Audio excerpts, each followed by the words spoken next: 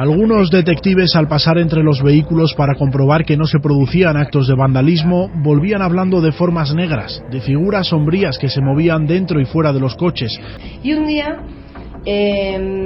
uno de mis jefes pues se queda trabajando y está en su despacho y se le apaga la luz del despacho y se le enciende la luz del pasillo. Muy raro, se levanta, apaga la del pasillo y se enciende la del despacho. Entonces de repente empieza a haber como un juego de encender y apagar las luces, un juego de luces. Y era la primera que entraba, llegaba allí a las 8:30 de la mañana y durante muchos días, a los 10 minutos después de estar allí, algo llamaba al timbre de la puerta. Ella abría, pero no había nadie. La vecindad era toda gente mayor, no con muchas ganas de bromear. De repente estábamos todos trabajando y veíamos el perchero que está en medio del pasillo.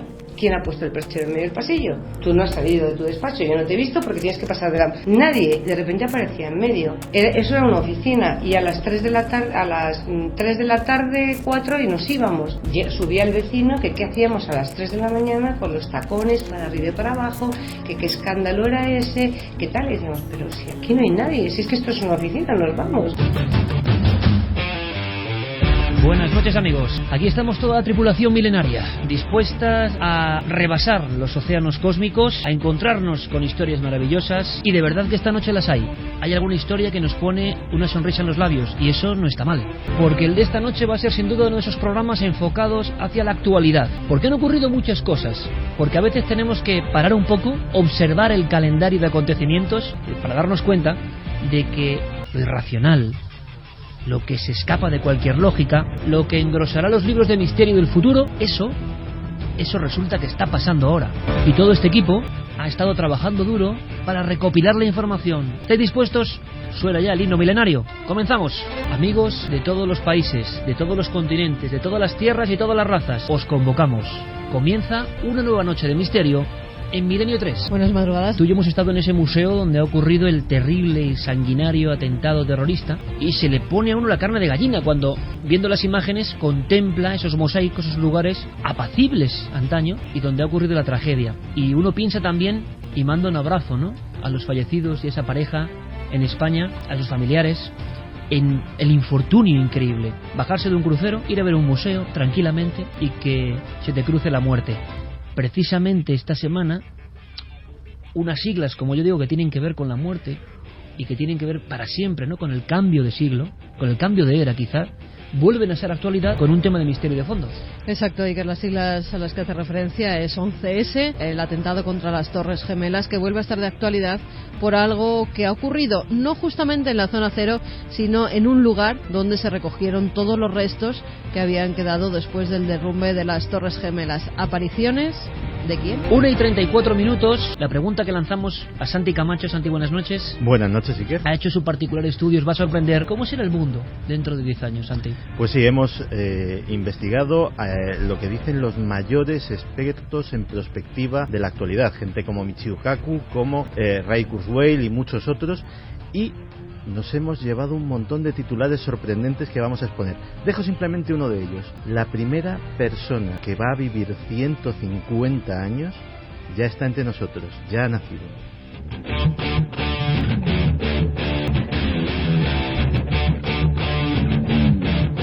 ¿Cómo será la tecnología, la interactividad? ¿Cómo serán las religiones? ¿Seguirá habiendo este problema tremendo? ¿Cómo será la relación humana? ¿Cómo será el sexo? Nos hemos preguntado antes. Va a intentar responder Santiago Torres.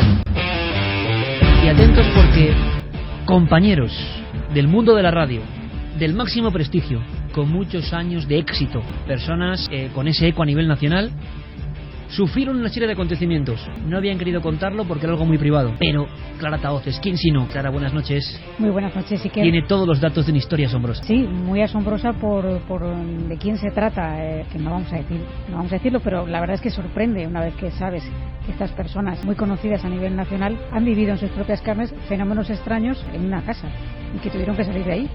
A veces nos preguntamos si las mujeres, lo hemos debatido en varias ocasiones, tienen un nivel de percepción, de sensibilidad diferente. Parece que sí. Hay historias de mujeres esta noche. Hay una muy sorprendente por cómo ocurren los hechos. La trae Javi Pérez Campos. Javi, buenas noches. Muy buenas noches, Iker. Cuéntanos. Vamos a conocer una historia, una más, de visiones en carretera. Una pareja que iba conduciendo, además hace unos días, por una carretera española y de repente apareció lo imposible delante de ellos. Apareció una figura que nadie esperaba. Lo curioso, como digo, Iker, para empezar, es que el suceso ha ocurrido hace escasos días, hace solo 2 semanas, con lo cual la voz de esta testigo suena todavía bastante sobrecogida. Y además tenemos el aliciente de que había una segunda persona en ese vehículo. ¿Qué ocurrió? ¿Vieron los dos lo mismo? A veces 2 testigos en un coche ante un mismo fenómeno pueden ver cosas completamente diferentes.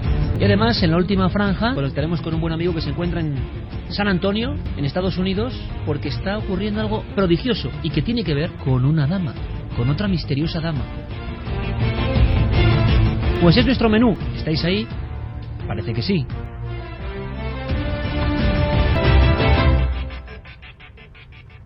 Seguro que habéis escuchado alguna vez esa historia, esa vieja historia. Una madre pasando el paso de cebra, el vehículo que llega y que está a punto de atropellar a la niña que se ha escapado por unos instantes. Esa escena nos cuenta la historia, la leyenda, la verdad científica, quién sabe, que esa mujer de aspecto enclenque es capaz de coger el vehículo casi por el guardabarros y en un movimiento sutil pero lleno de fuerza y de energía desviarlo de su cometido fatal. Cambian los vehículos, cambian las posiciones, cambian los personajes, pero siempre una madre y su hija, o su madre y el hijo. Y la sensación de que alguien puede convertirse en Hércules, en Sansón, repentinamente. Como si una fuerza proveniente de algún lugar irracional se llenase en el depósito personal que precisamente se dispara en esas circunstancias límite. Y esos hilos invisibles que unen a las personas, especialmente a las madres con sus hijos, se activan con toda su fuerza. Los mitos no son porque sí, las leyendas tampoco. Llamar algo leyenda es rebajar su importancia. Los mitos han sobrevivido a las capas del tiempo por algo, porque traen una enseñanza y seguramente una raíz muy real, mucho más real y profunda que el propio acontecimiento que se nos muestra como metáfora. Lo habéis escuchado, ¿verdad? La mujer que levanta el coche, que se convierte en Superman por 2 segundos, porque biológicamente está programada para salvar a su retoño. Y estos milagros los hemos escuchado 1000 veces y nos hemos preguntado si eran verdad o no, y nos hemos dejado a veces madurando en el rincón de las cosas posibles o imposibles. Pero una y otra vez alguien te cuenta en cualquier lugar: no, si hubo una mujer que levantó el carro, levantó la pesada maquinaria, levantó la caja que caía. Y uno vuelve a preguntarse lo mismo. Esos nexos invisibles, esos links que realmente parten como si fueran un cordón umbilical que nunca se ha roto. Un cordón umbilical donde hay cosas que no entenderemos jamás. Una especie de nexo que va más allá de lo concebible. Y de vez en cuando, casi con cuentagotas, llegan historias salpimentadas en periódicos lejanos, de aquí y de allá, que relacionan estos hechos con nombres y apellidos, con otra palabra que sí que nos suena y llama nuestra atención. En el siglo XXI sigue sobrecogiendo un poco hablar de milagro. Todo comenzaba con una llamada. Ahora Diego Marañón nos va a contextualizar el hecho, pero desde luego es emocionante, y más cuando hemos visto las imágenes de una niña, Carmen, ¿de qué edad? 18 meses. De 18 meses, una niña que no acaba de ser consciente de lo que ha ocurrido.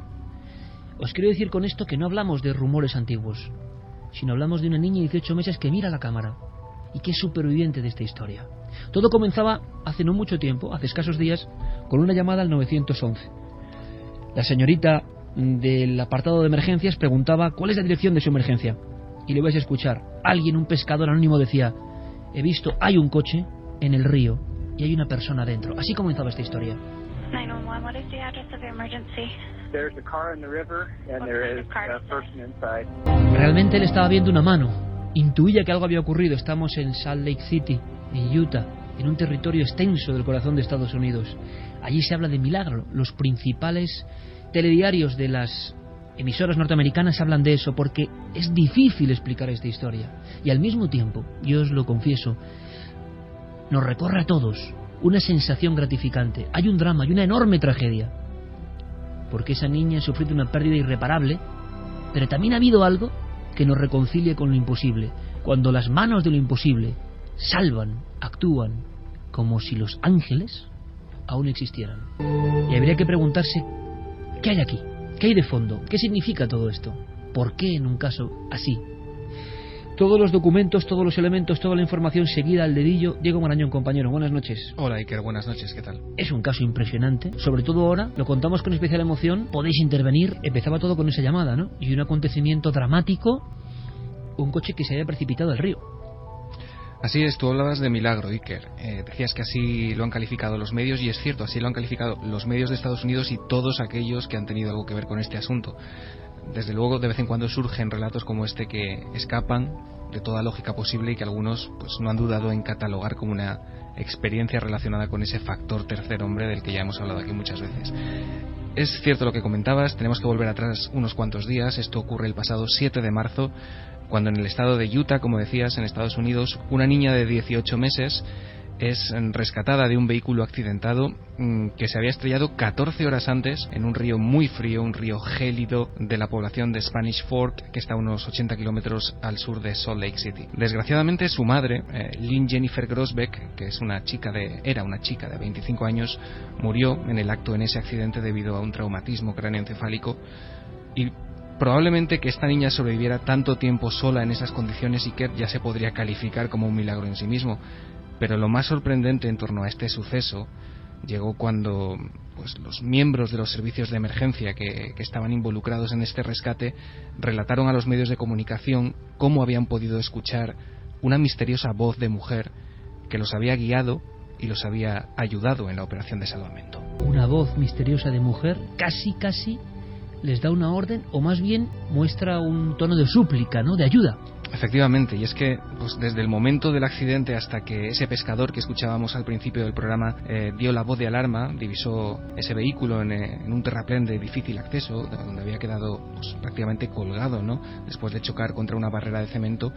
Pasaron, como te digo, alrededor de 14 horas. Inmediatamente este hombre avisa a los servicios de emergencia. Cuando estos llegan y se acercan al coche, concretamente 4 agentes de policía fueron capaces de escuchar una serie de extraños sonidos, así los definieron, que procedían del interior del vehículo, y también una voz femenina absolutamente clara que les pedía ayuda. Lógicamente, Iker, se apresuraron a ver si había alguien en el interior del coche que necesitara ayuda. Sin embargo, por desgracia, lo único que descubrieron fue el cadáver de la mujer y también a este bebé, a la pequeña Lily, que estaba inconsciente, aún con vida, estaba sujeta a la silla de seguridad, boca abajo, vestida tan solo con una camiseta y a muy pocos centímetros del agua. Uno de los agentes que estuvo involucrado en ese rescate es Tyler Beddoes, y así es como él relataba a los medios de Estados Unidos lo ocurrido. Cuando comenzamos a hablar dije, fui el único en oír eso. Pensaba que había sido una ilusión, pero al comentarlo con el resto de oficiales resultó que todos habíamos escuchado lo mismo, una voz que decía, ayúdame, ayúdame. Las personas que están ahí a punto de rescatar, sin ser conscientes de que hay una niña, porque, ojo, la llamada del pescador identifica un cuerpo adulto o una mano que sobresale, pero en ese momento, desde la perspectiva, digamos, elevada, no pueden intuir que hay una niña atrapada mortalmente, ¿no?, en ese lugar y que lleva tanto tiempo.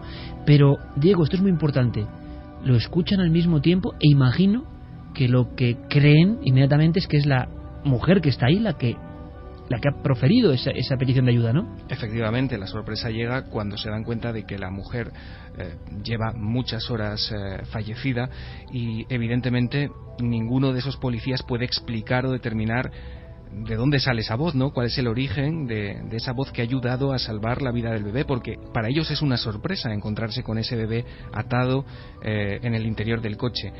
Una voz, Iker, hay que repetir esto, absolutamente clara, es decir, no es algo que se intuya o que pueda prestarse a una confusión. No, ellos lo escuchan claramente, es una voz rotunda, con mucha fuerza, que está diciendo ayudadme, ayudadnos, y que, como te digo, no fue escuchada solo por una persona, sino por 4 agentes de policía distintos. Y que surge del coche. Efectivamente, donde del la interior niña, del coche. este detalle se me ha pasado, estaba atada a la sillita Sí. Y el agua estaba cerca de cubrirla. Sí, estaba boca abajo y pues el agua gélida de ese río estaba a punto de llegarle a la cabeza, estaba a poquísimos centímetros. La niña estaba inconsciente, supongo que por las horas que había pasado en esa posición, por la falta de alimento, por la falta de bebida. Bueno, todo estaba a punto de perderse cuando estos agentes llegaron. 2 de estos agentes Seeker, hemos escuchado uno de ellos, podemos escuchar también a otros 2, Jared Warner y Paul Tomadakis, que también hablaron con los medios de comunicación inmediatamente después de lo sucedido y que corroboraban la versión de su compañero.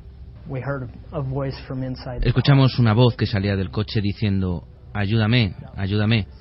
No estamos seguros de dónde venía esa voz con exactitud, pero era algo definitivamente claro y distinguible. Cuando accedí estaba totalmente sumergida bajo el agua, por eso me estiré, la alcancé y la sostuve con un brazo para sacarla del agua y desabrocharla de su sitio.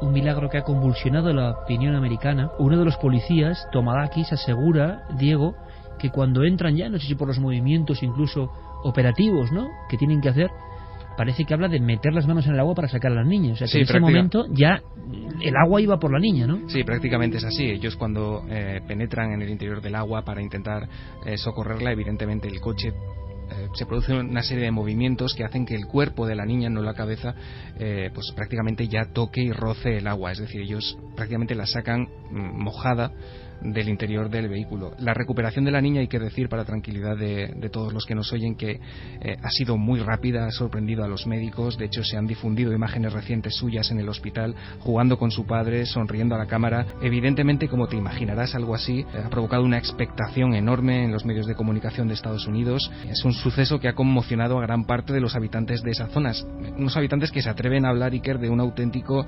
espíritu protector. Hay quien habla que puede ser el espíritu incluso de su propia madre, un ángel de la guarda o, como decíamos al comienzo, ese factor tercer hombre que también conocemos por otros casos que nos han llegado en todos estos años. Historia de mujeres, ¿no?, la que nos va a ir guiando durante todo el programa. Prácticamente es todo historias de mujeres. Podríamos, Javi, haber titulado el programa así también, ¿no?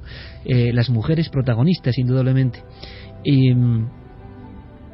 Claro, cuando hemos visto las imágenes, Carmen, recientemente, antes de entrar justo a Antena, a Estudio 1 de la cadena SER, qué impresión nos daban. A mí me han sobrecogido, de verdad, lo tengo que decir, la imagen de esa niña sonriente, preciosa, que mira a la cámara, que está jugando con su padre y que no es consciente, por supuesto, de que su mamá ya no va a estar nunca, ¿no? O igual va a estar de otra forma, ¿no?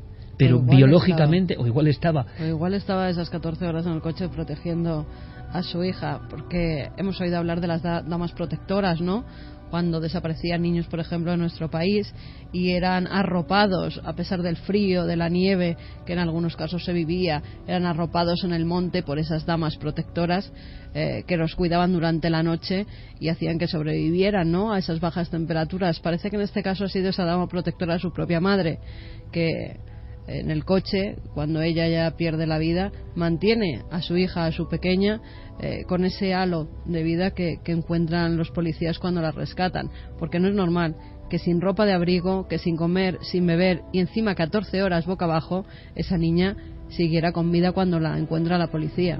Diego, a nivel de escépticos, que siempre, evidentemente, a veces yo creo que para bien, ¿no?, como abogados del diablo para intentar llegar a la verdad, y que siempre surgen, ¿se ha dado alguna explicación o ha habido personas que se han posicionado en contra de este suceso o han intentado argumentar? Porque parece que está el coche en un entorno absolutamente deshabitado, que solo están los policías intentando hacer la operación de rescate, y o es una alucinación auditiva o un contagio psíquico y todos, no sé si telepáticamente o de qué forma, envían el mensaje uno a otro. ¿Se ha intentado explicar? Sí, efectivamente has dado en el clavo justo con lo que has dicho de la alucinación auditiva. Evidentemente el lugar donde se produjo el accidente es un puente y en el momento del rescate, digamos que la gente, al enterarse, empezó a remolinarse un pequeño grupo de personas. Lo que dicen los escépticos, los que ponen en duda un poco esta teoría un poco más difícil de creer, es que alguna voz de las personas que estaban mirándolos desde el puente pudo haber causado una ilusión auditiva entre los agentes, o bueno, que pudiera venir de un lugar que no fuera el interior del coche. Esto evidentemente se da de bruces y con la teoría absolutamente compartida por los agentes que rechazan este tipo de opción. Ellos están seguros de dónde escucharon la voz, de dónde venía esa voz, están perfectamente seguros de lo que escucharon, una voz que decía ayúdame, ayudadnos, en plural. Y curioso luego, matiz, ¿eh? Sí. Ayudadnos, ¿no? Ayudadnos. Decían que habían dicho que se había escuchado efectivamente eso. Ayudadme, ayudadnos. Es curioso porque esto, como decía nuestro amigo Miguel Ángel Ruiz, en la historia de los ovnis siempre pasa que el cosmonauta, el que está arriba, ve algo y el que cuando baja, el de abajo le explica lo que ha visto. En este caso, 4 policías delante del coche que escuchan ayúdame, ayudadnos dentro del coche y los 4 están seguros. Alguien desde fuera, desde muy fuera, explicar lo que ha ocurrido. No vaya a ser que pensemos que lo irracional a veces actúa. Eso no puede ser. Lo curioso, compañeros, es que indagando hemos visto que hay casos paralelos. Carmen mencionaba a las damas protectoras, que son unas historias maravillosas que se repiten con varios niños y niñas, sobre todo niñas, perdidas en la España de diferentes épocas, maravillosos. Si alguien quiere más información, seguro que Diego y Guillermo en Nave del Misterio y en las redes sociales Nave del Misterio o en ikerjiménez.com están ya distribuyendo información, pero el caso de Antoñito Tamayo en Arroyo Sujaya, el caso de Rojales, el caso del Picazo en Cuenca, tantos en los cuales ocurrió el mismo parámetro, la misma historia. La niña tenía que morir congelada, perdida en la sierra, abajo cero, y después de 2, 3 y hasta 4 días aparecía con el recuerdo de alguien que le había estado protegiendo, alguien con una forma casi angelical o de dama, ¿no? Aquí entramos en el parámetro del misterio, pero recientísimamente han ocurrido otros casos también, casos muy parecidos, Javi. Sí, y de hecho hay que decir que además la propia ciencia ha indagado en este tipo de fenómenos tan concretos, que no son apariciones, que no son visiones de figuras que salvan vidas, sino que son estas voces que surgen en momentos muy concretos, siempre en situaciones límite. Oliver Sacks, de quien ya hemos hablado en varias ocasiones, las bautizó como voces que salvan vidas, y él decía que había recibido decenas de casos de pacientes que momentos antes de suicidarse, antes de tomar la decisión final, escuchaban una voz que les decía no lo hagas porque lo que viene a partir de ahora no será tan doloroso. Y hay un caso que ocurrió, uno de los más recientes, en julio del año 2014, hace escasos meses, ocurrió en Pensilvania. Una niña de 12 años llamada Taylor Russell estaba jugando cerca de su casa en un tubo de drenaje que ella recorría habitualmente, cuando de repente empieza a llover con una fuerza inesperada, y entonces Taylor se queda atrapada dentro de ese tubo de drenaje. El agua empieza a inundar ese lugar, ella se queda sin espacio hasta que llega un momento en el que queda totalmente sumergida dentro de ese tubo, siendo incapaz de sacar la cabeza de allí. Y es entonces cuando Taylor asegura que escucha la voz de su madre diciéndole tranquila hija, te echo de menos, estoy contigo, no te preocupes, todo va a ir bien. Esto sería relativamente normal si no fuera porque la madre de Taylor había muerto el año anterior tras padecer un cáncer. Y la niña asegura que esa voz, escuchar esa voz con tanta fuerza, con tanta naturalidad, intuyendo que su madre está perfectamente, que está bien, la hace aferrarse a la vida. Y es entonces cuando saca fuerzas de donde no las hay, consigue sacar la cabeza por un reducto, se agarra a unas piedras y ahí, con prácticamente todo el cuerpo cubierto por el agua helada, consigue esperar a su padre, que aparece de pronto, tampoco sabemos muy bien por qué, acude a ese lugar y rescata a la niña. Y unos meses después ella cuenta esta historia que ha vivido, pues cuando entre la vida y la muerte, esa voz, la voz de su madre, que había fallecido un año antes, le salva la vida. Yo hablaba hace poco, en Cuarto Milenio lo hacía en la reflexión final, de otra noticia que me impresionó muchísimo, ¿no? Sobre esos hilos, esas conexiones. Y ahora veremos la opinión de Clara y de Santi sobre este suceso, que a mí me parece espectacular y hermoso, ¿no? Al mismo tiempo. Luminoso, dentro de la tragedia, que esa niña ha perdido a su madre, ¿no? Y la madre se ha muerto cayendo de un puente, ¿no? Hacia el río. Es decir, de un drama surge una historia que nos reconcilia con lo sobrenatural, si es que es sobrenatural, con la sensación de que de vez en cuando pasan cosas que no están escritas en ningún guión. ¿Recordáis la muerte de la madre del piloto quemado, Jordano, con las imágenes terribles que dieron la vuelta al mundo, ¿no? A los pocos días la madre muere de dolor. Lo dicen los doctores, pero uno cuando les escucha piensa que en el fondo hablan con metáforas, ¿no? La madre del piloto Jordano, y eso pasó como muy de tapadillo, murió de dolor, no me extraña, después de ver las imágenes o de saber lo que le pasaba a su propio hijo, ¿no? Y uno dice, ¿qué conexión hay ahí? ¿Qué ha pasado ahí? ¿Se puede morir sin tener ninguna enfermedad? ¿Se puede morir directamente sin tener ningún daño dentro del corazón, del hígado, del estómago? ¿Sí? ¿Seguro? ¿Se puede morir de una impresión?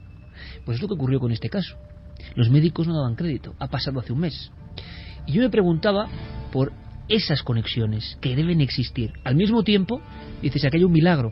Y esta misma semana tenemos el ejemplo terrible de 2 jubilados que tienen un viaje y que van a un museo tranquilamente y no tienen tiempo de llegar a una columna, no tienen tiempo de meter y les matan.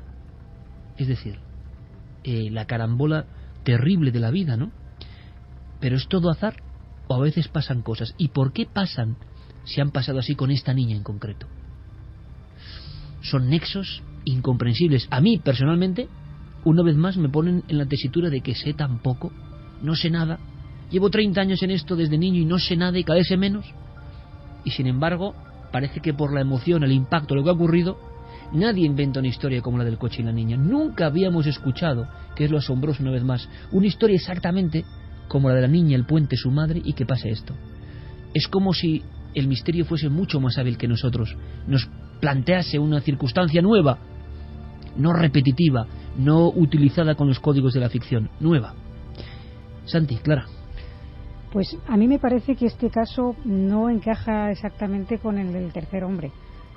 Y aunque tiene paralelismos y podría asociarse, yo creo que realmente no es, porque el tercer hombre generalmente afecta a la persona, que es la que está en trance mortal y es la que tiene una visión o una voz que le dice sigue adelante, etcétera, que le incita a seguir viviendo. Pero aquí es curioso y es difícil, y ese matiz que como bien decía Diego, de ayudadme, ayudadnos, claro, dice, si esa voz no procede de la niña y ellos lo han oído con total nitidez, tampoco tenían por qué saber en ese momento quién se encontraba en el coche, ellos llegan ahí y escuchan eso.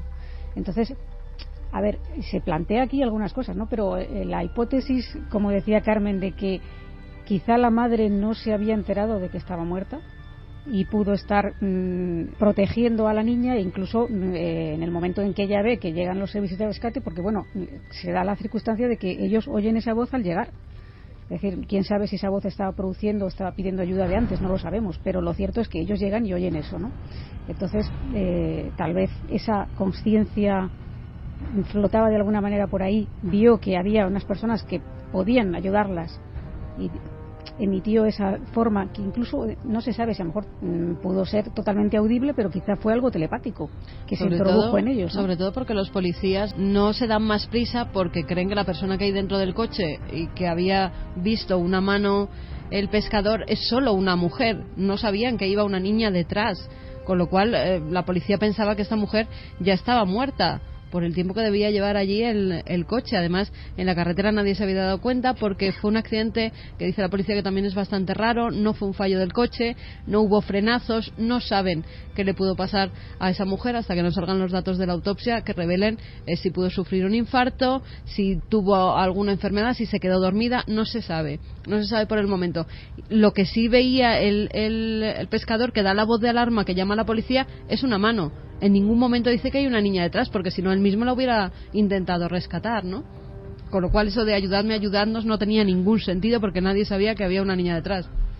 Sí, además, curiosamente, lo que sabemos de las manifestaciones de presuntos espíritus o fantasmas, lo que nos dice la casuística, es que en muchas ocasiones, cuando se establece comunicación de algún tipo con estos entes, lo que suelen manifestar es que el motivo de su presencia es haber dejado algo pendiente, algún trabajo sin hacer.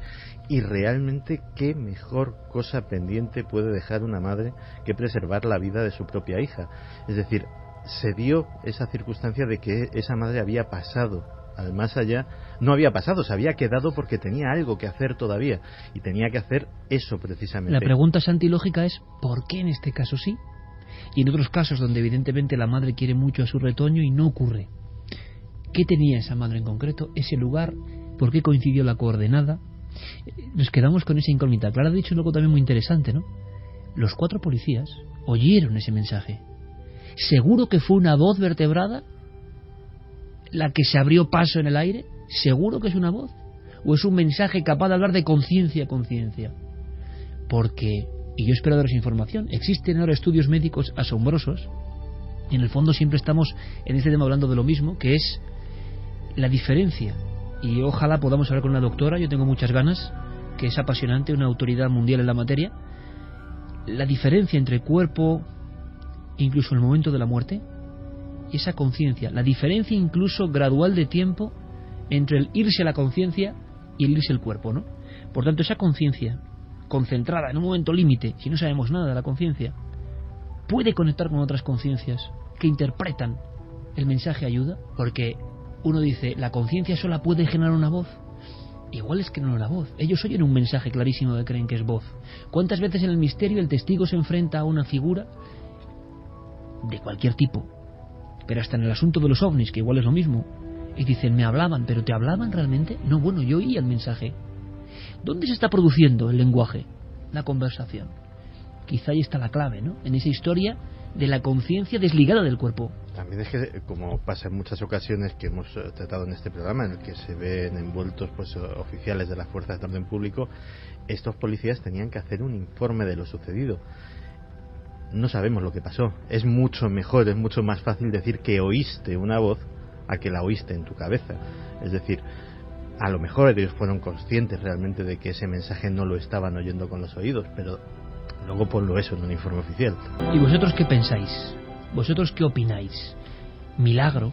Hay gente, me imagino, por cuestiones de creencias, de religiones, de políticas en el fondo, les da auténtico rubor y picazón casi, ¿no? Escuchar la palabra milagro, lo tienen asociado a cuestiones que no tienen nada que ver con ellos, ¿no? A cuestiones religiosas, claro, la mayoría. Y sin embargo, este tipo de milagros, quién sabe, ¿no? Parece que son otra cosa que interviene.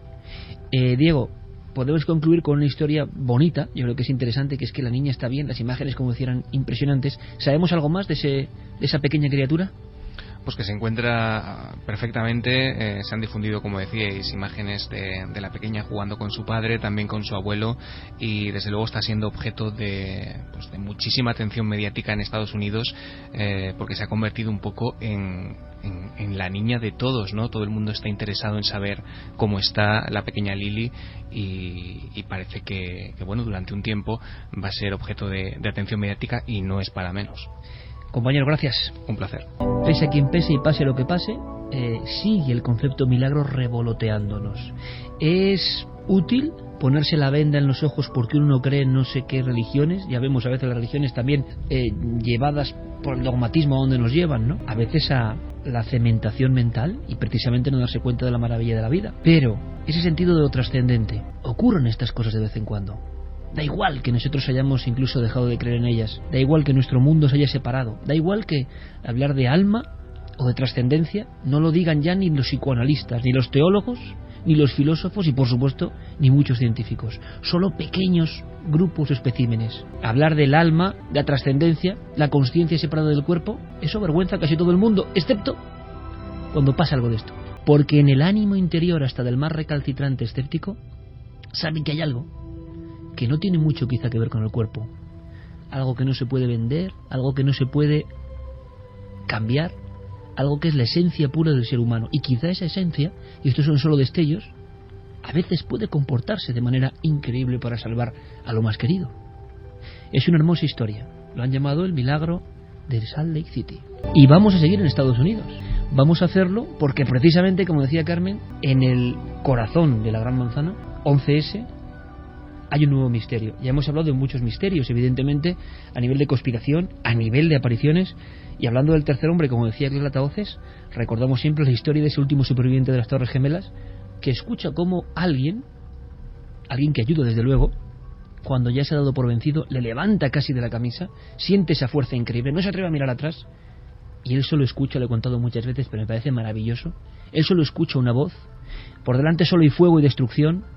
Él ya sabe que no va a poder ser vivo de las Torres Gemelas, pero esa voz debe ser tan impactante que es lo que hablábamos, igual no es una voz que se ha producido en ningún lugar, es algo que le escucha. Levántate. Y se salva.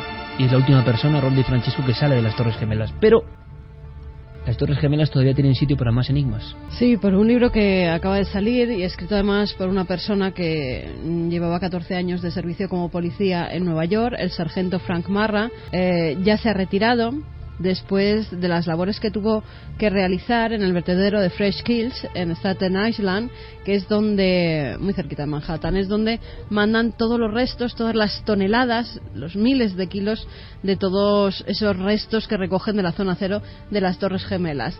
Tanto los coches de policía, de bomberos siniestrados con la caída de esos enormes edificios, como cada uno de los cascotes que encontraron en esa zona cero. El cementerio de las Torres Gemelas. Totalmente. Todo lo que se llevó allí a una zona que llamaron La Colina, porque eran kilómetros cuadrados hacia arriba de todos los restos que habían quedado después de incinerarse, además, esas Torres Gemelas. Y lo que hacían allí era recoger todo lo que pudiera tener algo que ver con las personas que habían estado ese día dentro del World Trade Center. Cartas, documentos, ropas, joyas, también restos humanos, porque quedaban entre los escombros. Y lo que pretendían era pues darle nombre a alguna de esas 1.200 personas que todavía estaban desaparecidas. Había que clasificar más de 10 toneladas y Frank Marra lo que hacía era supervisar todo ese trabajo. Durante esas labores encuentran 54.000 objetos personales de personas que estaban allí aquel día, 4.257 restos humanos que sirven para identificar a 300 personas. En una de esas jornadas, el sargento tiene una experiencia que ahora con el tiempo ha plasmado en ese libro De vertedero a suelo sagrado. Diego Marañón ha podido entrevistar, ha podido hablar, además somos los únicos en este país que han podido hablar con ese sargento de policía a raíz de la escritura de este libro y de la experiencia con una extraña mujer que tiene y que él mismo nos cuenta. I was the supervisor at the auto pound and we were responsible for inventory. Yo era el supervisor del depósito, el responsable de inventariar todos los vehículos que fueron destruidos en la zona cero. Aquel día no me encontraba bien, así que uno de mis detectives me acercó hasta el lugar donde teníamos el puesto médico. Aparcamos el coche y cuando me estaba bajando miré hacia la derecha. Entonces vi a una mujer afroamericana, toda vestida de blanco, que sostenía una bandeja. Parecía llevar bocadillos y algo de café. La vi, me giré para cerrar la puerta del coche y al volver a mirar había desaparecido. El sargento Frank Marra en un principio no le da mucha importancia, parece que es una mujer, pero él además que no se encontraba en buenas condiciones, iba a la enfermería que estaba allí para ver qué le pasaba, no era nada grave. Y fíjate, es con el tiempo cuando empieza a recopilar testimonios de más personas que han estado viviendo también esas labores terroríficas, ¿no?, de encontrar restos de miles de personas muertas, cuando la visión de esta mujer vuelve otra vez a hacerse presente. And at first, nothing dawns on me at that moment of what it is that I'm seeing. Al principio, en aquel momento, no me planteé qué estaba viendo. No lo hice hasta muchos años después, cuando para documentarme sobre el libro visité a uno de los detectives que había estado involucrado. Le estaba entrevistando sobre sus deberes y responsabilidades mientras desempeñó su trabajo en el vertedero. En un momento dado dejó de hablar y me dijo: hay una cosa que no me puedo quitar de la cabeza. ¿Alguna vez viste o escuchaste hablar de una mujer afroamericana vestida con el atuendo de la Cruz Roja, llevando sándwiches y posiblemente café y moviéndose entre los restos? En ese momento fue como si me cayera encima un jarro de agua fría. Había mantenido esos recuerdos dormidos durante muchos años. Cuando él lo mencionó, fue como si para mí se abriese una caja de Pandora. Comenzamos a hablar sobre lo que ambos habíamos visto y creemos que se trató de un espíritu o un fantasma, porque con el tiempo, detectives de otras partes de la ciudad que estuvieron trabajando allí comenzaron a mencionar haber visto a esa mujer, y cada vez que la tenían muy cerca, se desvanecía en segundos. At this point, I believe what she's telling me. Dicen que como una enfermera de la Cruz Roja de la Segunda Guerra Mundial, es lo que llegan a la conclusión viendo trajes de posibles enfermeras, porque en un principio piensan que es una persona que está llevando allí unos bocadillos para esos voluntarios que están intentando ayudar. Pero lo que les extraña a todos y en lo que coinciden todos los testigos que ven a esta misteriosa mujer es en cómo delante de sus ojos se esfuma, desaparece sin dejar rastro. Lo cierto es que esos voluntarios empiezan a hablar con sus familiares, con sus amigos, y hay una persona, una especie de mujer con ciertos dotes, una psíquica, que le da un dato que puede ser posible. La vi en 2 ocasiones, pero la segunda vez fue muy fugaz. Sucedió mientras conducía y la vi durante unas milésimas de segundo. Desapareció muy rápido. No tengo una explicación para lo que vi. Al principio no pensé que fuese un espíritu, sino alguien que estaba apoyando a los primeros que fuimos a ayudar. Recientemente, una mujer de Wisconsin, aquí en Estados Unidos, me escribió después de leer el libro. Me dijo, y es su opinión, que la enfermera era una recolectora de almas, alguien que vaga intentando guiar a las almas que están en el tránsito hacia el más allá. En este punto, creo en lo que esta mujer me dijo. Recordemos que estaban removiendo un cementerio que había sido trasladado de sitio. Era donde quedó el último suspiro. El ADN todavía seguía estando en las piedras, en las vigas, en el cemento, que ahora estaba en esa escombrera, en ese vertedero. Y piensan que esa mujer puede ser una persona que estaba ayudando a esas personas que perdieron la vida en las Torres Gemelas a pasar al otro lado, a moverse hacia el más allá, hacia la luz, ¿no? Como en esa serie de fantasmas, de entre fantasmas, que una medium ayuda a pasar a la luz a esos seres que se han quedado pululando sin saber muy bien por qué. Y digo sin saber muy bien por qué, porque no son las únicas visiones que se dan en ese vertedero. Hay otras, más oscuras, más terribles, que cuenta el propio sargento Frank Marra. Algunos detectives, al pasar entre los vehículos para comprobar que no se producían actos de vandalismo, volvían hablando de formas negras, de figuras sombrías que se movían dentro y fuera de los coches. También se habló de la existencia de figuras moviéndose en áreas restringidas, lugares en los que cualquiera que estuviese trabajando allí sabía que no se podía estar, pero mi experiencia personal se limita a la visión de la enfermera de la Cruz Roja. 2:18, este es Milenio 3 y estamos ahora mismo con la voz de este sargento que hemos podido entrevistar y que realmente es impresionante. Yo creo que todo el equipo está impactado. ¿Por qué? Personalmente por el lugar. Desconocía la existencia de un lugar que era el camposanto de la gran tragedia de las Torres Gemelas. Tantas historias de personas, nunca lo olvidemos, que trabajaban allí pero que también estaban allí de visita. O sea, tanta muerte concentrada en un sitio es difícil de imaginar en los tiempos modernos. Saber, claro, es que esto tiene que ocurrir, tiene que haber personas que se encarguen de ello, pero ser conscientes mediante una historia de misterio de que había personas haciendo esa recolección diariamente, vaya trabajo también, heroico por un lado, con un servicio a su país, pero por otro, tremendo. Y luego, este sargento, que no sé, me parece un detalle, no sé qué opinas, de humildad, porque él podía contar que había visto un montón de cosas porque le estaban llegando esas, si es cuestión de sugestión o de querer ser más ególatra, y sin embargo le dice, oye, yo solo vi esto, que ya es suficiente, ¿no? Pero otras personas vieron otras cosas. Sobrecogedor también el testimonio de formas oscuras, simplemente cuántas veces hemos hablado de eso, moviéndose entre los restos de las Torres Gemelas. O sea, esa imagen a mí no se me va a olvidar.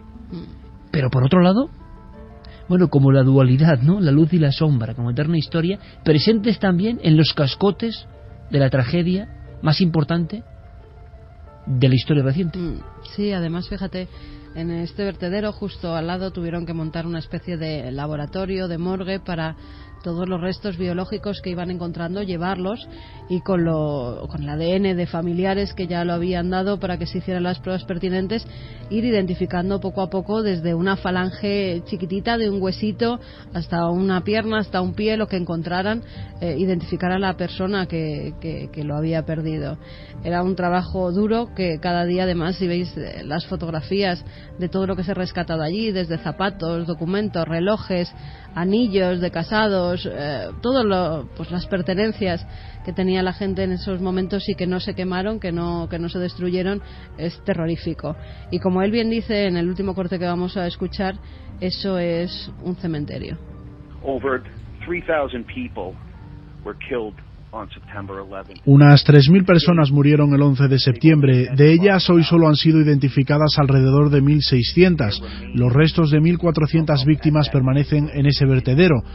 Su ADN, los fragmentos de sus huesos, todo ello fue depositado en aquel lugar junto con los escombros de la zona cero. Tanto yo como María Abate, coautora del libro, sentimos que eso convierte al vertedero en suelo sagrado. Es un cementerio sin tumbas. Qué curioso, de cementerio a suelo sagrado, ¿no? Por la importancia que le dan a los acontecimientos vividos allí. Y sobre todo porque entre esos restos hay muchas cenizas de gente que se quemó. Incluso los familiares de esas víctimas que nunca fueron halladas denunciaron a la municipalidad de Nueva York porque no querían que esos restos se destruyeran, sino que querían hacer un camposanto gigantesco encima de esa escombrera, de ese vertedero, porque decían que sus familiares, lo que quedara de ellos, todavía tenía que estar allí y que no podían tirarlo, que no podían tirar, aunque fueran las cenizas de alguien querido, a otro sitio. Ganaron el juicio la Municipalidad de Nueva York y lo que se va a hacer o lo que se está haciendo es un parque, un gigantesco parque donde crezca la vida en honor a todas esas personas, esas 1.400 personas que nunca llegaron a encontrarse. Hay un testimonio más, ¿no? Sí, hay un testimonio que tiene también relación con el 11S, es el de Lily Leonardi. Ella es una exagente del FBI que trabajaba en Pensilvania haciendo de enlace entre la policía y los familiares de ese accidente extraño del avión del vuelo 93 de United Airlines, un Boeing 757 que tenía como objetivo, se cree, estrellarse contra la Casa Blanca o contra el Capitolio y que se estrella en Shanksville. Ella asegura que cuando llega al lugar, porque es la que tiene que decirle a los familiares, bueno, ha pasado esto, han luchado contra los secuestradores, incluso se cree, y así se comprobó después, que había personas en ese vuelo que incluso habían mandado mensajes a su familia despidiéndose de ellos, os había dado tiempo. Pero cuando ella llega a donde se ha siniestrado ese avión, hay cosas que no coinciden con otros accidentes de avión que ella había visto. Dice que hay un cráter muy pequeño para ser una aeronave tan grande y sobre todo una cosa que repite y que la llama muchísimo la atención, que es que no hay cuerpos. En todos los accidentes de avión hay cuerpos y en este no había ninguno. Tan solo se encuentran con una Biblia que está medio quemada y que, según dice ella, se abre por una página muy concreta, gracias al viento, una página del Salmo 23 que empieza: el Señor es mi pastor. Lo siguiente que ella ve es una especie de luminaria muy grande, una luz casi cegadora, la describe, una niebla muy potente y cientos de figuras blancas que se mueven alrededor. Así lo cuenta. Cuando llegamos allí, enseguida vimos el lugar del impacto. Había restos por todas partes, y aquel olor ni siquiera se escuchaba a los animales. Había un silencio sepulcral. Al mirar, podías ver el punto exacto donde el avión se había estrellado, y entonces, de repente pude verlo. Era como un grupo de ángeles manifestándose. Al frente de ellos estaba uno en particular al que yo conocía. Era Michael. Sabía que estaba allí con alguna misión.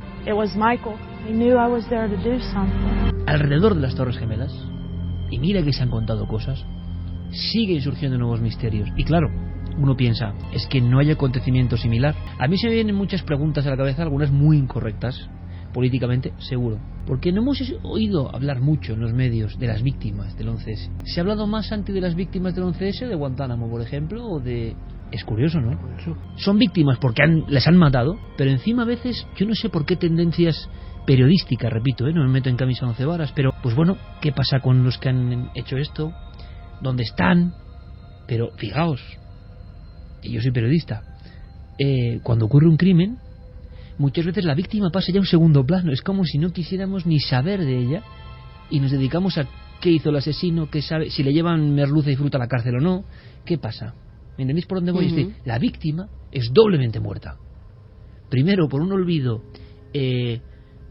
Claro que hay homenajes, claro que hay actos, pero hay una tendencia de los que contamos las cosas, a fijarnos incluso en el asesino más que en la víctima. Y esto, cuando escuchamos esta historia que ha contado Carmen, a mí me parece flagrante. Yo mismo, no sé si entro en el mea culpa, yo tengo mis ideas, creo, claras, pero no sabía que existía ese cementerio donde personas seguían recopilando información, y creo saber algo de este acontecimiento. Es decir, hasta qué punto, yo no sé qué tenemos en la cabeza, qué directrices o qué nos pasa, pero ha ocurrido también en nuestro país muchas veces. Y lo digo, incluso saliéndome de la política, en acontecimientos de un crimen, la víctima ya, oye, pues ya. Con lo cual siempre se dice, no, que mejor que no seas víctima, claro. Si te toca ser víctima, has desaparecido en una especie de limbo y nadie se acuerda de ti, excepto tus familiares y tu gente querida. Yo creo que es bueno recordar.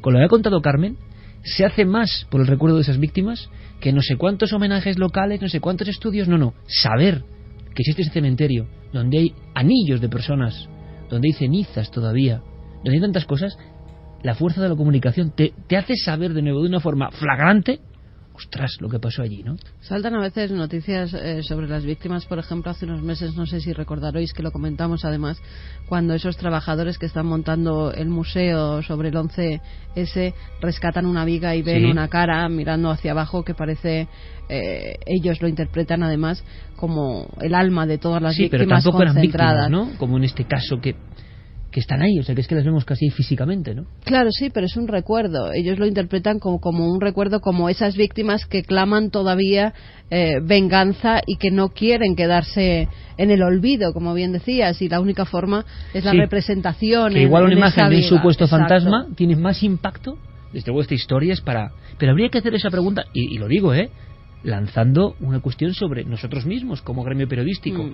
Esta mujer, eso sí, en el vuelo lo que interpreta esto es como algo divino. Dice que la mano de Dios estuvo allí y que ella está segura que lo que vio fue una horda de ángeles que vino por las víctimas de ese terrible vuelo. Y nos puede parecer muy exagerado, lo que vosotros queráis. Hay historias muy curiosas en Argentina de una persona que ve, ¿no?, como figuras, como blanquecinas y luminosas se mezclan con la gente. A mí es un caso que leí hace muchos años que me impresionó, sobre todo porque la mujer se asustó mucho porque veía que los demás no prestaban atención o no lo estaban viendo. Uno piensa si hay una cuestión mental o si realmente hay personas que ven cosas y al lado hay alguien que no lo está viendo, que de eso vamos a hablar luego. Santi, aunque sean titulares, simplemente porque Carmen ha desenterrado, que es lo que pasa con el misterio, aquello del vuelo 93. En esta sociedad hiperrápida ya no nos acordamos de nada. Y sobre ese vuelo se dijeron cosas, tú mismo has investigado, que quedaron como ahí en el limbo también, ¿no? Sí, de hecho hay dos teorías de conspiración, aparte de la teoría oficial, obviamente, que es la de que hubo esa rebelión de los pasajeros que consiguieron de alguna forma recuperar o medio recuperar el control del avión, pero en medio del forcejeo aquello se vino abajo. Pero luego están las dos teorías de conspiración que yo las llamo la fuerte y la débil. La fuerte es la de que directamente, pues como todo, el avión había sido un montaje, no había pasajeros, no había avión, no había absolutamente nada y por tanto no se podía encontrar ni restos ni pasajeros porque no había. La menos extremista es la que dice que directamente todo el tema de los mensajes de los pasajeros, de la rebelión, etcétera, etcétera, fue una maniobra propagandística y que directamente el gobierno de los Estados Unidos tomó la decisión de derribar ese avión sobre el cielo de Pensilvania, lo que provocaría también la tremenda devastación que, según muchos expertos, no coincide con un aterrizaje de emergencia de ningún avión. Pensemos que los cuerpos quedaron diseminados, calcinados. Para hacernos una idea, había 44 pasajeros. A día de hoy solo se ha identificado a 34, es decir, de otros 10 no queda ni un resto de ADN para que puedan enterrar volatilizados, algo. Volatilizados, es decir, una destrucción tremenda que podría coincidir con lo que provocaría pues un misil aire-aire y la subsecuente diseminación de los restos en una amplia zona. Pero todo eso son especulaciones y de lo único que podemos estar seguros es que hay 33 cadáveres de viajeros de ese vuelo confirmados y que 10 pues sufrieron una devastación tal que no ha quedado el menor resto de ellos. Hemos hecho un poco memoria de esas víctimas gracias a esta historia rescatada repentinamente y que conecta con la actualidad. Ahora entiendo muchas sensaciones cuando estuvimos en la zona cero, que yo creo que hasta el menos sensible del mundo, un pedernal, puede sentir ciertas cosas sobrecogedoras, a su gestión, desde luego, pero da la impresión de que todavía hay algo ahí en mitad de la brillantísima Gran Manzana que no se ha marchado, ¿no? Y en el fondo esto también nos sirve para reflexionar porque estamos viviendo el tiempo que ha tenido que pasar desde la tragedia hasta que empieza a hablarse de misterio, porque es verdad que al principio, cuando ocurre el atentado, pues surgieron fotografías, surgieron teorías de conspiración un poco llevadas al extremo, pero a nivel serio, es decir, a nivel de personas que han trabajado allí de verdad, que de verdad han tenido experiencias, pues por ejemplo Fran Marra, han tenido que pasar 14 años a él retirarse del cuerpo para que, imagino, no tener ciertas consecuencias el hablar de estas cosas. Es decir, que lo hemos vivido también en España, ¿no? La tragedia de los Alfaques, a nosotros nos contaban que ya desde la tragedia en sí mismo se empiezan a vivir cosas extrañas, pero que la gente no se atreve a hablar hasta pasados unos años.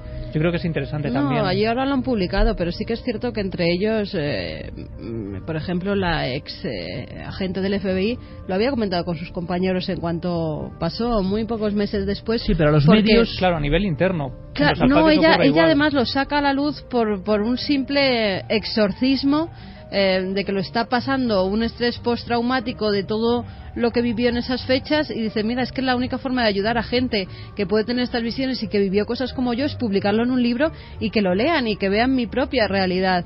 Y sus compañeros que salen hablando también en algunos reportajes dicen, no, es que es una agente que nunca ha tenido visiones de nada, ni era una fanática religiosa, y dice, pero es que esto estamos seguros que lo vio. Lo curioso es que si la primera impresión, el primer impacto, como decía Javi, eran de esos misterios de las caras, las profecías de Nostradamus, todo como muy a galope de la internet que empezaba a ser importante. Claro, eso fueron los primeros momentos, ¿no? Momentos que y luego pasa un tiempo y te vas dando cuenta de que evidentemente ha habido tercer hombre, ha habido apariciones, ha habido cosas tremendas concentradas. El bombero también del cuerpo de bomberos que me contó aquel caso de que entró y se encontró con un hombre moribundo que tenía una viga medio clavada en el estómago y que le dijo que por favor le dijera a su familia que les quería, y durante los días siguientes que tuvo que entrar a hacer labores de rescate encontró a algunas personas vivas gracias a que este hombre, que ya había muerto, falleció, le señalaba determinados puntos donde ahí había personas que estaban todavía con vida.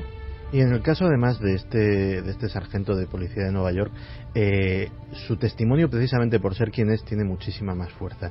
La policía de Nueva York es algo que hemos visto en las películas, pero que yo he podido constatar también por fuentes un poquito más racionales.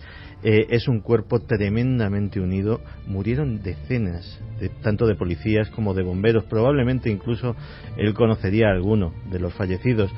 Y son personas que cuando tienen un caído en acto de servicio, los funerales lo hemos podido ver recientemente en los últimos atentados que ha habido por temas raciales en el propio Nueva York. Los funerales son muy sentidos. No se hace ni pizca de frivolidad con un tema así. Es decir, por eso precisamente esa humildad. Es decir, él no se va a arrogar ningún mérito que no sea suyo en un tema que le causa un respeto sagrado. Para él, efectivamente, eso es un campo santo y como tal lo quiere reivindicar. ¿Vuestros mensajes qué opináis? Hablamos del milagro, de la aparición, hemos recorrido prácticamente Estados Unidos y ahora nos marchamos a España en esta noche tan especial, donde otra mujer nos va a contar lo que vivió un equipo de radio importantísimo. Yo creo que es muy interesante. Son colegas, los conocemos muy bien, de gran prestigio, y que nunca os imaginaríais que se vieron en esta circunstancia, ¿no? Pero es curioso, hay un lugar que también es Camposanto, un lugar con colina y kilómetros cuadrados de destrucción. Fijaos qué símil y qué dos mundos más diferentes, ¿no? Donde, si os acordáis, las personas veían las sombras oscuras, ojo, merodeando o acercándose a algunos restos, los seres más o menos angelicales o blanquecinos o luminosos, y ha habido un gran desastre que había dejado, como este Camposanto de las Torres Gemelas, un lugar petrificado. Ese lugar es Yungay, en el Perú. Cuando cae el Huascarán, el macizo Huascarán, años 70, un pueblo de 20.000 almas queda sepultado en un segundo. Y se queda así. Llega el cemento mezclado con la nieve, el barro con la nieve, se convierte en una capa de destrucción que llega hasta el pico de las palmeras y muere la población, excepto un grupo de niños y de mayores que están en un circo que se habían instalado en las alturas. Ese lugar, que también es curioso, lo llaman en algunos mapas incluso Camposanto, tenía 20.000 almas, prácticamente como Soria, me imagino, como Teruel. Y pudimos hablar, ¿os acordáis?, hace ya años, con las personas que habían tenido unas vivencias regresando allí impresionantes. Si analizásemos esas vivencias hoy, serían muy parecidas a las que en un ambiente completamente diferente, en el colmo de la urbanidad, han vivido. Es decir, la cumbre tecnológica del mundo, en el año 2001, Estados Unidos, la Gran Manzana, y un pequeño, bueno, no tan pequeño, pueblo del interior andino del Perú. Y lo que veían las personas años después era exactamente lo mismo. Bueno, y en nuestro país también tenemos algunos accidentes de estos tremendos con... A ver si llegamos a entrevistar a testigos y en un momento dado, después de que pasen algunos años, logran hablar, ¿no? Porque te lo cuentan en petit comité, grandes accidentes que han ocurrido en nuestro país y lo que se sigue oyendo, las terribles voces de lamentos, y que bueno, tienen que coger valor para poder dirigirse a la cámara o al micrófono y contar lo que mucha gente oye al lado de esos lugares. Vamos con los mensajes. Sonia Fernández nos dice: la víctima es la gran olvidada. En determinados delitos se la llega a presentar como responsable de su victimación. María dice: llamémoslo fantasma, espíritu, quizá impregnación energética, aún entendemos muy poco, creo. Irenka: bueno, es muy natural, con esa cantidad de energía que quedó allí, cualquier cosa es posible. Blanca Oriol: las pérdidas de los seres queridos es tan difícil que ojalá estén esos ángeles alrededor nuestra ayudando. Quimera: ojalá no. Laura Fernández: pues es lógico que si están allí las cenizas de la gente no se vayan a tirar a un estercolero. Lalimac: tremendo que restos humanos terminen en un vertedero junto a escombros, el punto que culmina en la barbarie. Montaña Sánchez: los pelos de punta con este testimonio, tremendo. Bueno, Sara María: barbarie, ¿y dónde van a meter los escombros? Los escombros sí, lo que pasa que lo que querían era que esos escombros quedaran bajo un gran suelo y poner allí como una fosa común. Es que separar los restos de los escombros llevaría años, sería imposible. No, porque es que de algunos no queda nada, quedan simplemente cenizas. Lo que no querían es que esos escombros se tiraran a algún sitio y que por lo menos no quedaran allí recogidos con todas las personas que murieron a la vez y dejarlo como una gran fosa común. Sara María dice: la fuerza del amor de una madre superior a cualquier cosa racional, son los verdaderos ángeles de la guarda. Isma Pacheco: una madre haría lo imposible por su hija, no sería extraño que en su forma incorpórea salvaguardara a la pequeña. Ayure: el amor maternal se antepone a todo, somos algo más que un cuerpo, y esa madre consiguió superar la barrera para salvar a su hija. Alma. El Cuervo dice: la ciencia jamás dará este caso por cierto, ya que la ciencia necesita métodos empíricos repetibles. Mal dice: obviamente empatizamos más con el tema aquellos que tenemos hijos, pero no deja de ser interesante, aunque también sobrecoge. Sonia Casas: la fuerza de una madre más allá de la muerte, muy emocionada, empatía de madre. Es lo que pasa, que estamos en el universo increíble de las cosas irrepetibles. Por eso son difíciles de replicar. Porque todo esto, ¿cómo lo llevamos a un laboratorio? ¿Cómo vuelve a pasar? A lo mejor no pasa nunca jamás en la larguísima cadena de la historia y de los siglos y los siglos. Y pasa una vez porque tiene un significado que no estamos ni cerca de entender. Por tanto, a mí me parece muy interesante la cuestión de la verdad científica, como a todos, porque es una verdad útil. Ahora hay cosas inútiles que pasan, o útiles, depende de cómo se mire, y que no vuelven a replicarse. No tienen por qué replicarse. Su inteligencia o su cordura están años luz de la nuestra, da la impresión. Por ejemplo, lo que le pasó a un equipo de radio, que buscaban una oficina, Clara, si no me equivoco, y que encontraron un sitio barato. Tantas veces una historia empieza así, ¿verdad? Nos vamos al año 1995, en Madrid, muy cerca de la estación de Atocha, en una zona muy céntrica.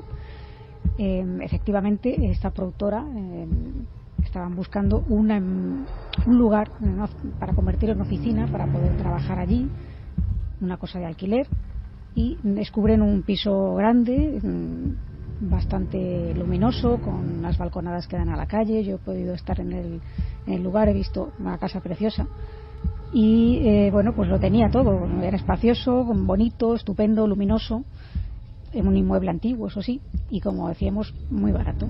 Era el último piso y en la puerta de al lado en ese momento no había viviendo nadie, en la casa esa no estaba en alquiler y estaba vacía. Y lógicamente al ser el último piso encima de ellos tampoco había nadie. Bueno, lo que les pareció un poco extraño, y la protagonista que nos cuenta esto es parte de esa productora, ella trabajó allí, conoció esa casa, vivió los fenómenos y va a ser un poco nuestra guía, ¿no? Me decía que lo que les extrañó en primera instancia, lo único así, es que bueno, pues las puertas y las paredes estaban a medio pintar. El señor de la inmobiliaria les dijo que la casa había sido alquilada anteriormente por 3 chicas pero que en 2 meses se fueron del lugar sin dar ningún tipo de explicación, por tanto no sabían por qué estaba eso así a medio hacer, medio pintar. Bueno, esto queda en una anécdota y bueno, realizan sus labores para acondicionar el piso y realizan una fiesta de inauguración. A esta fiesta acuden varias personas, conocidos y amigos y familiares de los miembros de la productora, y acude la tía de uno de los jefes y bueno, pues le están enseñando el lugar. Dice: ¿qué te parece? Es muy bonito, ¿verdad? Es muy luminoso, muy grande y tal. Y ella dice: sí, es muy bonito, pero aquí hay algo raro. Esto queda como una anécdota porque nadie le da, en fin, no le dan importancia, aunque posteriormente, claro, después de todo lo que ocurre después, toma mucha importancia y veremos por qué. La oficina, bueno, vamos a describirla un poco para que los oyentes se introduzcan en este piso. Tenía un pasillo muy largo, el suelo era de madera antiguo, los techos muy altos, y al final del pasillo estaban los despachos. Había un despacho en el que estaban los 2 jefes, y en otro despacho estaba el resto del personal de la productora, que en total eran 3 personas, y había un tercer despacho que lo habían alquilado a un amigo de los jefes, pero que no estaba a diario allí, simplemente acudía pues de vez en cuando a realizar sus labores de trabajo. Bueno, pues al poco de comenzar a trabajar allí, me explicaba Mavi que empezaron a sentirse más cansados de lo normal. Como si les faltara la energía, como si ahí no terminara de cuajarse la cosa de salud, ¿no? Como que no estaban a gusto, y eso que sí estaba muy bien. Las cosas en la empresa paralelamente empiezan a ir mal. Los proyectos que tienen no terminan de salir, aunque ellos, bueno, en principio lo achacan todo a la mala suerte.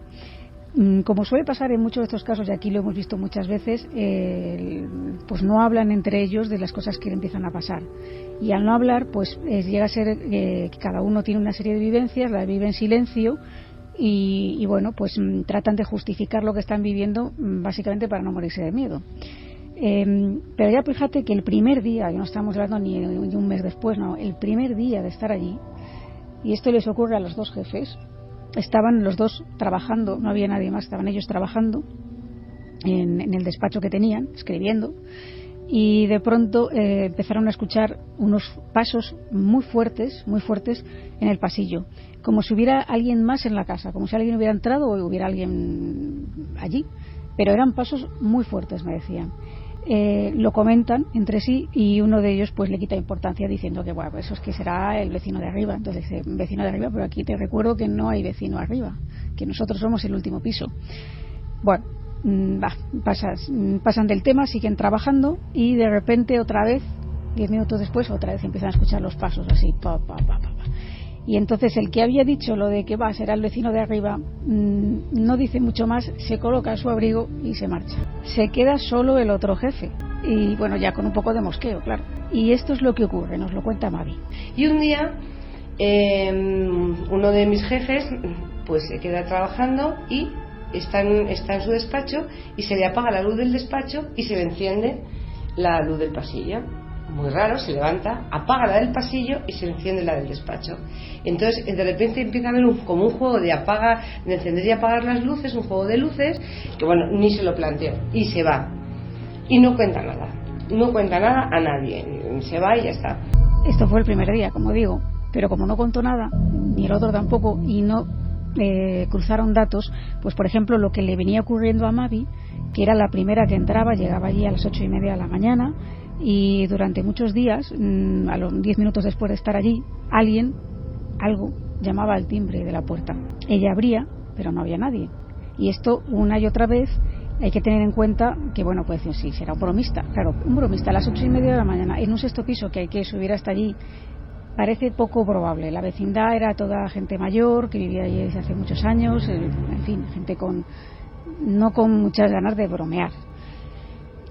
Claro, no tiene mucho sentido la broma aquí, como decimos, ¿no? Pero un día, hablando ya con su jefe, le pregunta a ella si había notado algo raro en ese lugar, en esa casa. Y es cuando empiezan a a cruzar datos cuando él le cuenta lo que ha pasado con esos pasos que han escuchado, con esas luces que han empezado a jugar con él, y ella le explica lo que ha ocurrido con la puerta, etcétera.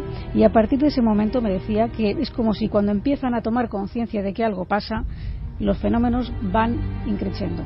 Y otra de las experiencias, en mi opinión, bastante objetiva, es decir, bueno, porque tú puedes escuchar unos ruidos, en fin, hay cosas que podrían tener una cierta explicación con sugestión. No me parece que sea sugestión cuando están dos personas escuchando los pasos estos, en fin, pero podrían tener algún tipo de explicación, pero hay cosas que son objetivas. Una de ellas es lo que Mavi presencia, ella y sus compañeros. De repente estábamos todos trabajando y veíamos el perchero que está en medio del pasillo. ¿Quién ha puesto el perchero en medio del pasillo? Tú no has salido de tu despacho, yo no te he visto porque tienes que pasar de la... Nadie de repente aparecía en medio. Eso era una oficina y a las 3 de la tarde, 4 y nos íbamos. Subía el vecino que qué hacíamos a las 3 de la mañana con los tacones para arriba y para abajo, que qué escándalo era ese, qué tal, y decíamos, pero si aquí no hay nadie, si es que esto es una oficina, nos vamos. Una vez más, dos elementos: no se cruzan datos. Cuando se cruzan datos, el miedo y la sugestión aumenta, pero también parece que los fenómenos van en paralelo, y luego ese clásico que sobrecoge un poco, ¿no? Que son tacones como de mujer yendo de un lado a otro de la estancia en mitad de la madrugada cuando no hay nadie. Para combatir todos estos fenómenos, y además, puesto que estamos hablando de dos personas muy escépticas, diría yo incluso que en la línea contraria a la nuestra, totalmente, bueno, pues lo que les dio por pensar para protegerse quizá es que todo era producto de su imaginación y que los fenómenos pues no había que darles importancia porque no eran reales, ¿no? Pero claro, a medida que utilizaban este mecanismo de defensa, los fenómenos iban a más, con lo cual ya era muy difícil obviar lo que estaban viviendo, ¿no? Por ejemplo, tenían un teléfono de esos con dos líneas, de esos teléfonos del año 95, ¿no? Que hemos visto muchos, ¿no? Con línea 1 y línea 2, pero claro, solo tenían contratada una de las líneas. Qué curioso que de repente empezara a encenderse la línea 2, la línea que no existía, la línea que no estaba contratada, y que no solamente se encendía una vez, sino que se encendió muchos días, muchas veces. Yo le pregunté, ¿pero no contestabais? Dice, ¿cómo vamos a contestar si no hay línea? Claro, en buena lógica, ¿no? Hasta tal punto fue el asunto que Mavi, ella misma, llamó a Telefónica claro, en ese momento solo había Telefónica, ¿no? Para interesarse y ver qué es lo que estaba ocurriendo, es decir, si había alguna avería o alguna cosa, y decían, no le supieron dar ninguna explicación más que aquello, pues quizá era un exceso de energía. Y decía, sí, energía, pero ¿de qué tipo, no? Que se preguntaba, ¿no? Otra cosa que les empezó a pasar y que para mí me parece ya mucho más inquietante es algo que experimentaron allí varios compañeros, o sea, Mavi y otra compañera, y que la verdad pone los pelos de punta. Al poco tiempo, con la persona que yo trabajaba al lado, una compañera, y eso es la única vez en mi vida que he visto moverse algo, nunca en mi vida he visto moverse nada, pero ese día de repente se hace un colacao y el vaso va de la mitad de la mesa al suelo solo, al suelo. Pero es que al compañero de al lado se pone un café y estalla el vaso de café. Para rematar, el despacho, que normalmente estaba vacío, que no se utilizaba con mucha frecuencia porque era el que habían alquilado a un amigo y que venía cuando tenía que venir, pero no era a diario, pues él tenía en ese despacho una impresora, que además me decía que en aquella época no había mucha gente con impresoras, ¿no? Y que un día, no estando ni siquiera el dicho amigo, es decir, que no es que hubiera encendido, hubiera estado en el despacho, pues hubiera quedado encendido aquello. La impresora se encendió sola y comenzó a escupir papel, me decía, como si alguien estuviera escribiendo el abecedario sin parar. Fenómenos del libro, ¿eh?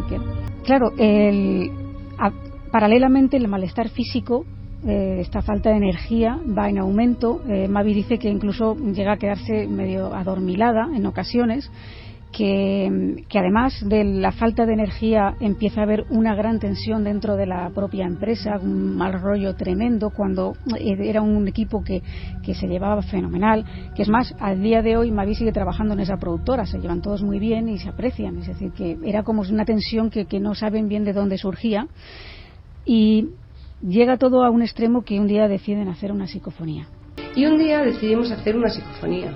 Teníamos un DAT y que es un aparato que capta con un micro buenísimo, que captaba fenomenal todos los sonidos, y lo dejamos puesto una noche. Pues al día siguiente, claro, todo lo dejamos ahí todo preparado, al día siguiente todos muertos de miedo solo de escuchar a ver qué habíamos grabado. Bueno, pues al principio de la grabación se oía pues los ruidos del portal, o sea, se oía el ascensor, que era un ascensor antiguo de hierro, pero casi al final de la grabación se oye en el micro, cuando tú soplas para probar si se oye, soplas como si para ver si está, y un hola. Y ahí ya nos queríamos morir de miedo, o sea, ahí sí que ya no podíamos soportarlo. Hola, salió en la grabación, y estamos hablando, repito, de un equipo importante en la radio española, muy conocido, y que precisamente algunas de sus figuras eran bastante escépticas. Estábamos viendo la historia no del converso, sino el escéptico que va y le pasa a él, y él mismo pelea contra lo que está ocurriendo.